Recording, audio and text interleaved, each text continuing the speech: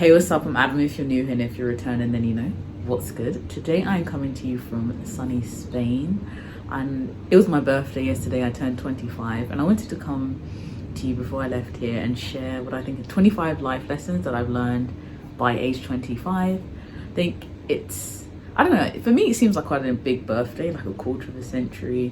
I think I have learned a lot in these last 25 years, so that's what I want to share with you today. So my first life lesson is about taking calculated risk. I think a lot of us are playing it too safe, myself included.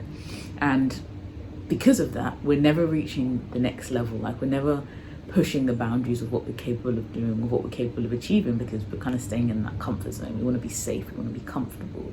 And but that's not where any growth happens. That's not where any real achievement happens.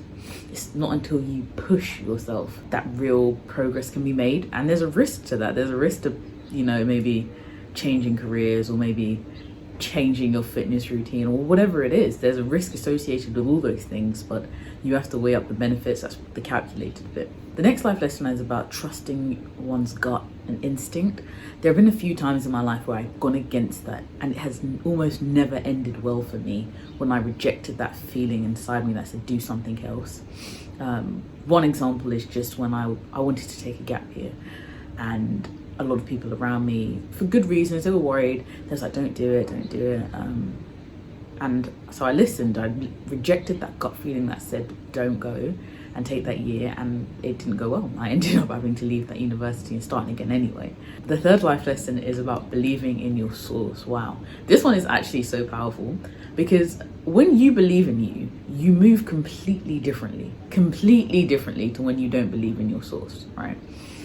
And people respond to that more favorably. Like, it's the idea that people who are more confident often seem to get a lot more opportunities. People are drawn to them more because they have that about them, that they're assured in themselves. So I'm going to be more likely to be sure of you and what you've got to offer and what you're doing, right?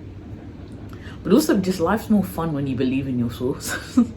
The next point is about not worrying so much about what people think about you. And I've spoken about this before, but this will hinder you in life so much, right? It will just hinder you because you're so consumed with what everyone else thinks of what you're doing, that how could you focus all your energy in actually doing what you're doing? And obviously, if you've checked out my video about how I changed my life, then you'll see I speak about that in a little bit more depth. My next life lesson is about being careful who you invest time in, especially with friends or partners, whatever it is. I think when I was a bit younger, I invested a lot of time in a few friends that we had some great times, but it didn't really work out. I think there were signs that it wasn't going to work out for a while, and I still tried to invest in them out of sheer love, maybe sheer stubbornness, whatever. And so I think it's knowing when to pull out, basically, of your investment. I know this makes it sound really clinical, friendships. That's not the point I'm making. But when you're really, really trying to be friends with someone or whatever, or nurture a relationship, you invest in it. Like, you invest your time, your feelings, your emotions, and sometimes it pays off and sometimes it doesn't. So just being more conscious of that, I think. My next tip is about making a more conscious effort, though, to make friends throughout my life, and like high quality friends, and interacting with those people.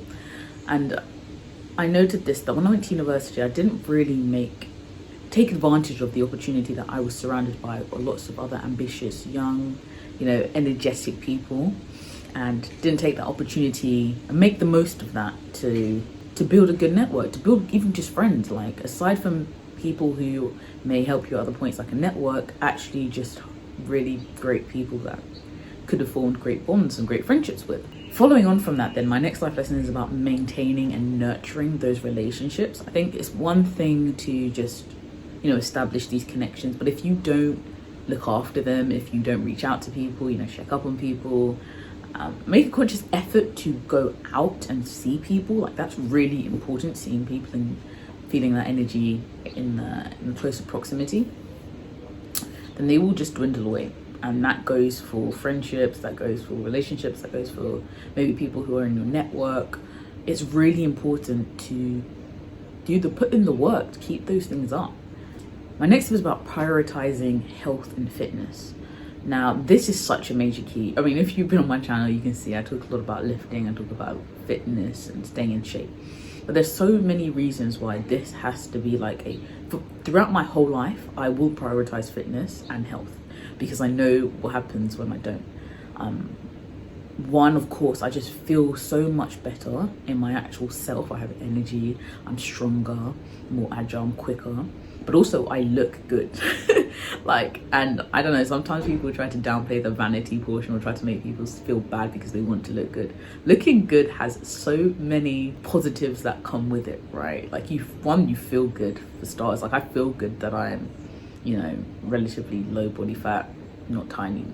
Don't get me wrong, I'm like not below 20% or anything like that. But I mean, proportionally, I look good. I have quite a lot of muscle mass. I feel good in my clothes, I feel good when I step out, and that really links to the confidence section and that energy that you exude. The next life lesson is really about avoiding getting sucked into social media when it's not benefiting you. I've seen so many people talk about the effects of social media, myself included, and how that can really pull you into places and dark places that you don't want to be in, and that's not benefiting you. Or it can just consume so much of your time that you're not actually doing things that could help you and help you get further in life. I mean, people have told me that they will scroll. I don't have TikTok. I had it for like a day, made one video and then decided I didn't like the platform. Same with Twitter. I had it for about a week. So I don't have those ones, and those were a while ago. I just don't feel like I need to be on every platform, and a lot of these platforms will consume your time, like hours scrolling through TikToks.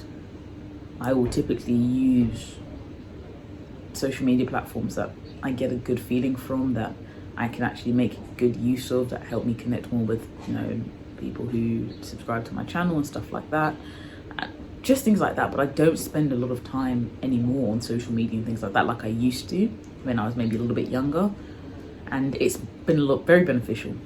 Tip number 10 is to make more use of the talents that you have, the blessings that you have. Double down on those, play to your strengths. I know a lot of the time we try to become a jack of all trades, right? Like we're always trying to work on our weaknesses and stuff like that, which is, there's nothing wrong with trying to do that.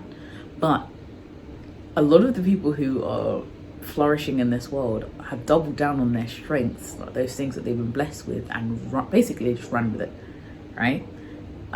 And so the narrative of trying to be in a jack of all trades and kind of just being mediocre in everything may sound okay, but I'd rather be an expert in a few things and really know my crafts and stuff like that, and maybe not just mediocre in everything. The next one, which is a very big one, is unlearning the ways of the system. And this in itself is a video that I would probably do because there's so much to unpack here. Ever since you're a child and you're like into the education system and stuff, you're taught about a certain way to behave, a certain way to think about the world, a certain way that your life will unfold. You will follow this rule and you will get this outcome, and you'll go to work and then you'll work for this many years and you'll have 4 weeks of holiday a year. Sorry, I am outside, so that's gonna happen. You have 4 weeks of holiday each year, and you'll be happy with that. And then you'll retire at 65, or by the time I get to retirement, it will probably be about 70, 80, if there's even a retirement left. And it's really unlearning that, and you deciding how you want your life to unfold, how you want it to play out, because it doesn't have to be what you are told in school, what you are told from all these outlets, media, whatever it is, that this is how your life should go. That one though is a very big thing to do, and I think it's a continuous thing you have to do, because there are always going to be stimuli that are encouraging you to think like that, to get back on that path and scare you almost into trying to deviate away from it. My next life lesson is more about being smarter with money. When I was younger, I don't think I really had a good money management skills. I spent a lot of money on things that were just silly, like £200 hair extensions I weave and stuff like that. And all the money I spent during those periods, I think about what I could have done with that now, how I could invest in myself at that time. Because it's not just, okay, you spent maybe £1,000, £1,500 in 1 year on hair, or £2,000. It's what could I have done with that, and how money could have compounded over time, or I could have invested it in something and it would have been worth 10 times that, or something like that. That's what I'm saying, is just putting my money into the right places while still enjoying life, because you're only young once. Number 13 is about investing more in the creative side and doubling down on that creative side and that energy and, you know, trying to make the most of it. Again, it's something that I've spoken about on this channel, but your creative energy is so important, and it's where so much of your power resides. And a lot of the time we don't take care of it enough because we're trying to, you know, trying to get everything together and stay on track and things like that. But we neglect that side, and it really, really is so powerful. The more I go deeper into that and try to unpack my creative side, the more I see my life flourish, and the more I see my work improve and my craft just get better. So number 14 is about travel. I am fortunate enough that I have done a lot of traveling in my life. I've been traveling since I was less than 1. Like, I learned to walk in another country. Every year we went away, and then obviously as I grew older, also made a conscious effort to go away. I traveled around Asia for a bit. I've gone to quite a few Caribbean countries. I've been to the States. I've been loads of places in Europe, and those experiences have really enriched me. I've seen so much of the world and what's going on, and it's really exciting. And it just, I don't know, I think when you know that there's so much going on out there, your own mind expands. When you're just stuck in the same place all the time, you can get quite sucked into that. And if it's not a nourishing environment, that can be really, really detrimental, basically. I need that baby to stop crying. So the next life lesson that I learned, I think, is about self-care and taking time out, actively taking time out to, you know, nourish and take care of your body, your skin, your hair, but also your mind. Taking time out to put good things into your body and letting it flourish. So that was pretty simple. I think a lot of people at this point know the benefits of self-care and taking time out for yourself. Okay, so my next life lesson I learned, I think it's kind of cringy-ish, but it's basically about not being afraid to love and show love.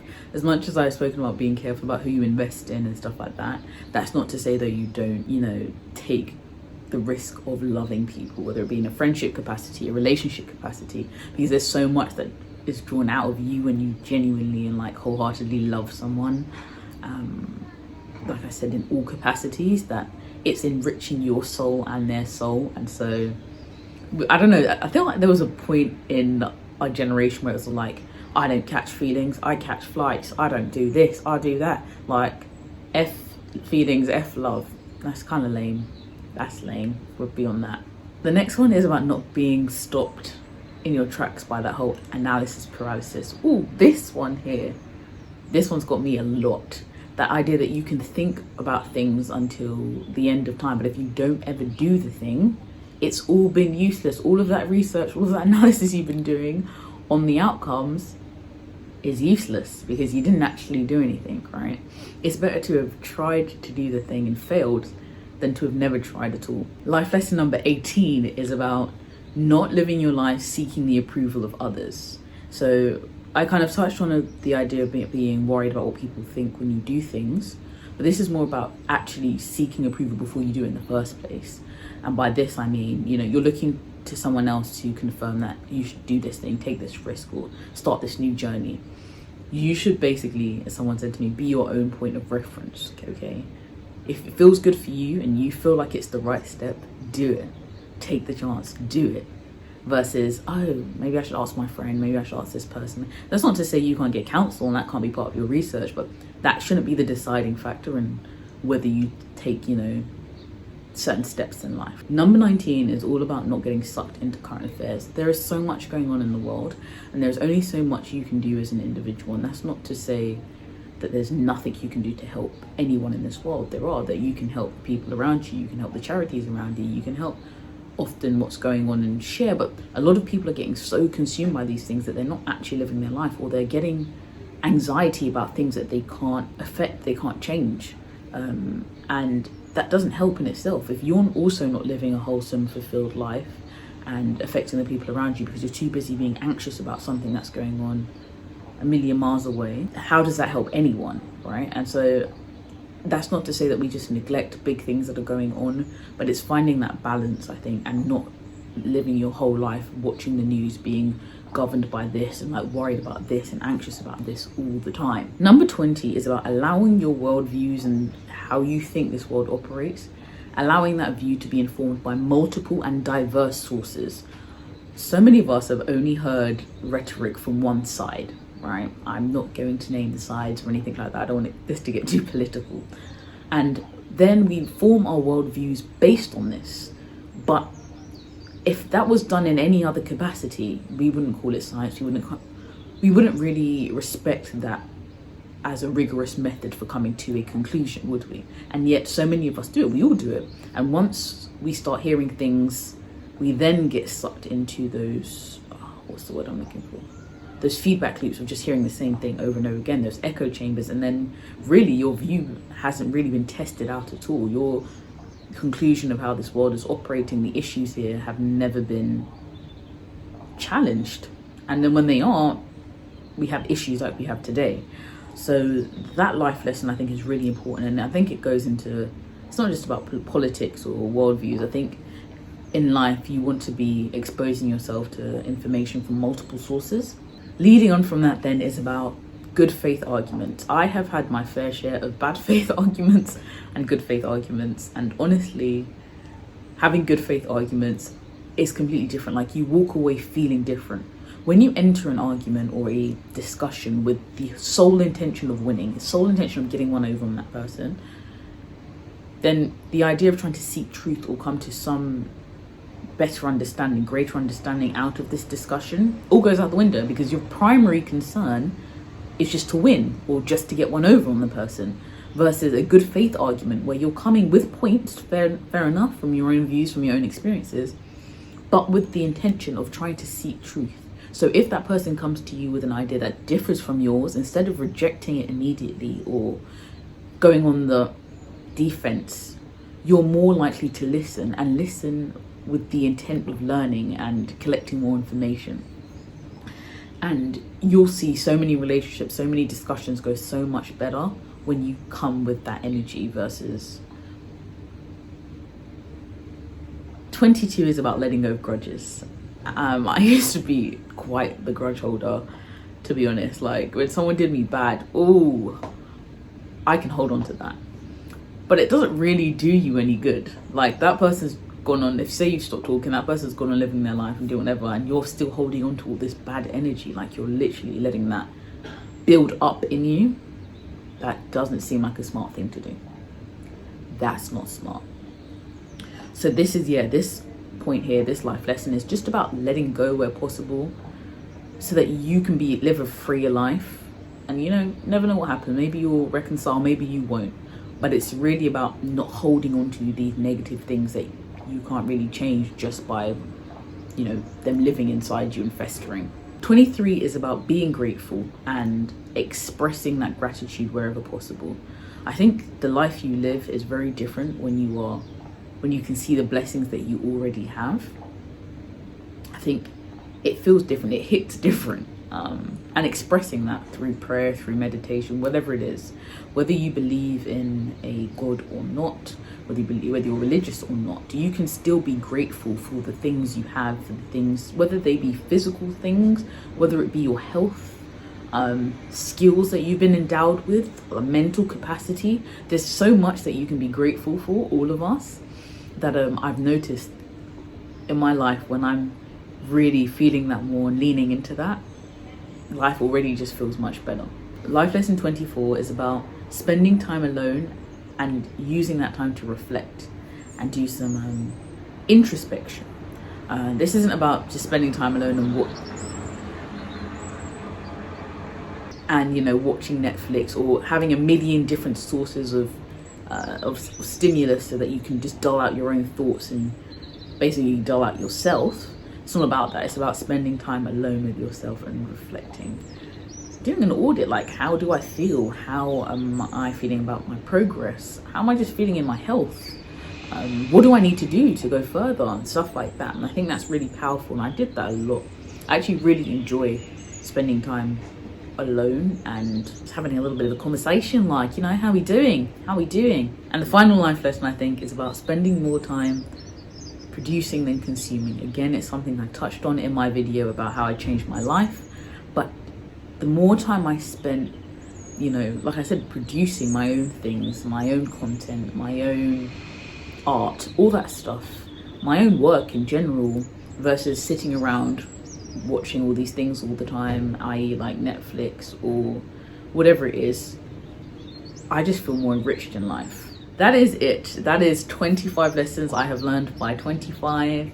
Happy birthday to me. Thank you for everyone who sent me really lovely messages on Instagram and stuff like that. I really appreciate it. It was a great birthday, and it was lovely to, you know, celebrate it here in Spain.